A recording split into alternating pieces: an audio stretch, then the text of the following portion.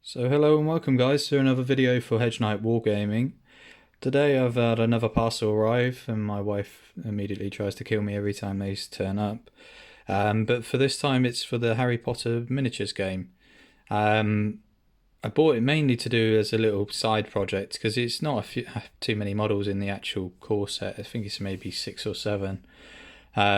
And also my wife is quite heavily into kind of the Harry Potter world and stuff like that, so she might actually play with me now that we're on a lockdown. You never know. Well, stranger things have happened as they are. So I'll go through it briefly and we'll see what it is in the box itself and do an unboxing for this. I thought I'd post this up because I got a bargain with this. I mean, from what I can see at certain retailers, it's 70, £80 in the core set. I paid £15 for it from Amazon, brand new. It's listed wrongly, and it's still listed wrong at the moment. It's listed as like a one expansion pack for a Lunaron Thestral, but it has all the pictures and all the reviews and stuff are for the core set. So it did turn up, and I was actually surprised it turned out to be the right thing.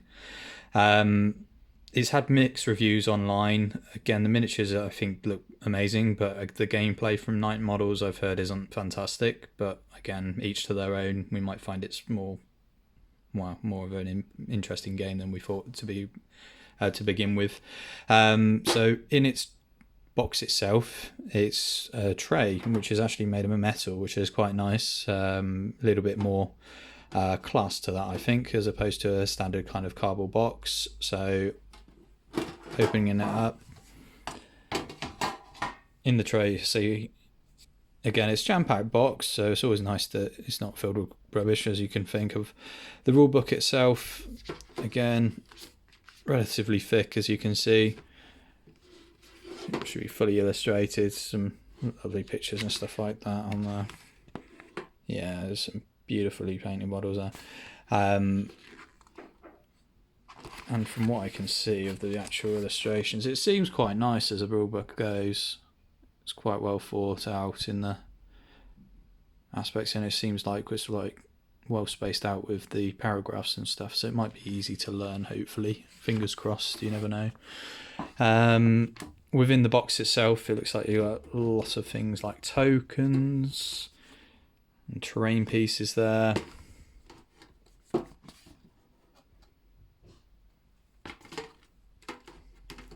Looks like more condition tokens. I mean, the art on them looks actually quite nice. They are thick cards, so it's not too bad. The tiles themselves, so it plays on, instead of a game mat, it plays on a tile system, which is similar to things like your Shadespire and stuff, I assume, because it's in a grid format, so things would move potentially 1 or 2 spaces in a effect. It's double-sided, which is good. I mean, that's quite nice. I like them. And the fact that you've got all this ready made up means it's going to save you so much time. And that looks like it's the Forbidden Forest tiles there as well. And then there's some Hogwarts scenery there. And that's my laptop gone.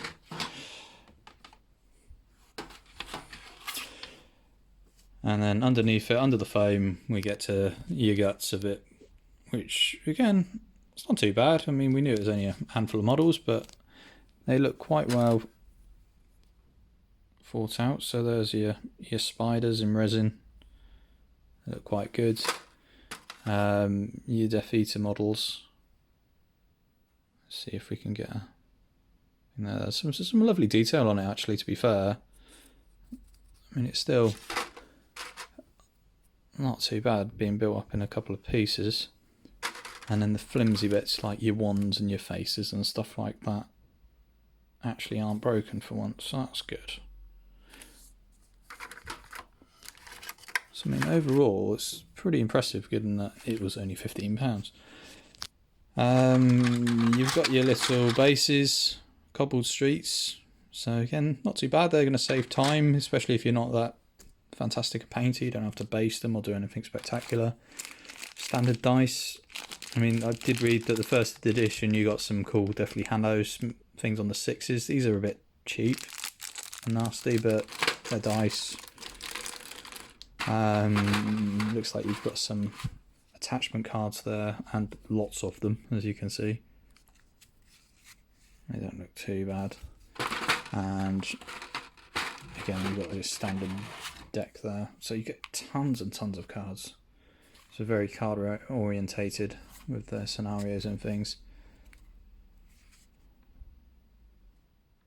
And I mean, people have also said about the card quality, but I think, in all fairness, that's not bad. They seem like they are relatively good. So it looks like a cool little core set. Again, it is a side project, so I'll build them up and I'll prime them, and I'll get around to painting them soon. Once I've done that, hopefully we'll get a nice little learn to play going, and maybe a couple of battle reps. But again, if people are keen to see this, do like, comment and subscribe and see what they'd like to see, and we can see if we can facilitate that on the channel. Again, it might be when I get more of my friends around and stuff, when again the lockdown will end. But for the moment, a lot of it is knuckling down and getting these games kind of built and primed and started. But again, it's a nice little thing. Let's say 15 quid, you can't go wrong. Definitely give it a go. And hopefully, yeah, enjoy it and buy some expansions and see where we can go with it. Anyway, that's another video for Hedge Knight Wargaming. Keep safe, guys. All the best. Bye-bye.